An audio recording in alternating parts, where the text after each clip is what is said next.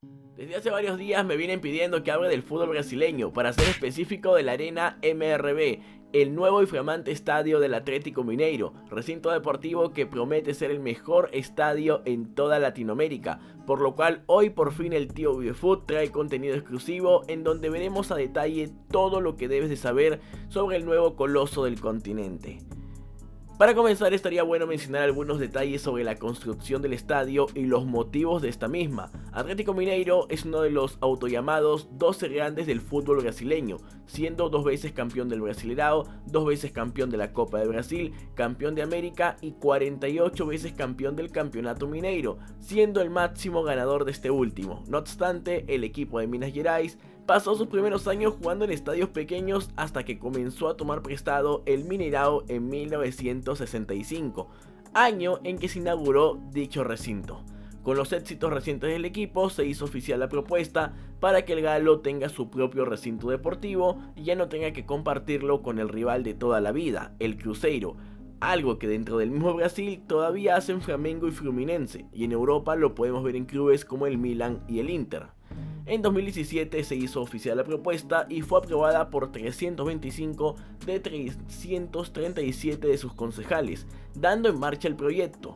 En estos momentos seguramente te haces una pregunta muy importante: ¿y por qué se llama Arena MRV? Pues desde ya te digo que la respuesta es muy sencilla. La constructora MRV Engenharia es el principal socio comercial del club, además de ser quien donó el terreno para la construcción del estadio, y por eso se le da dicho nombre. De manera oficial, la construcción del recinto deportivo comenzó el 20 de abril del año 2020, ya con la pandemia y con las normas de restricción del país. El proyecto fue demorando más de lo esperado y fue teniendo ligeros cambios desde el comienzo del armado. Las cosas fueron teniendo un flujo diferente.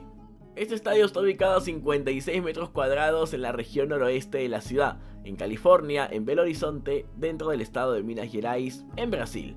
Este proyecto fue realizado por el arquitecto Bernardo Farkabolski, que por cierto se dice que entre comillas es hincha del equipo.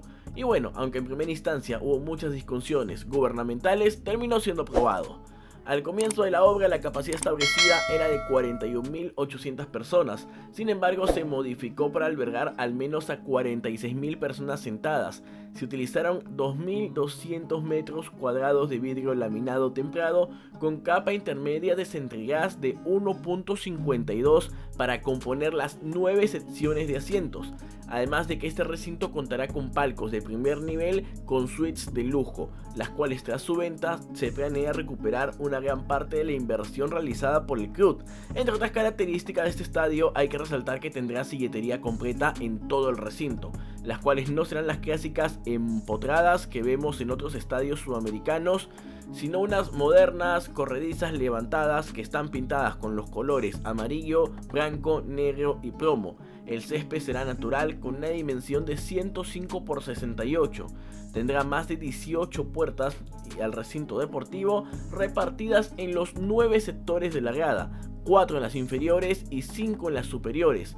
Esto sin mencionar que está techado 360 grados, evitando que los hinchas se mojen o reciban un sol desgastante. La iluminación será aún mejor que la que propone la FIFA para poder realizar un mundial y contará con 2 pantallas LED gigantes, más grandes de lo que tiene una casa normal en Brasil.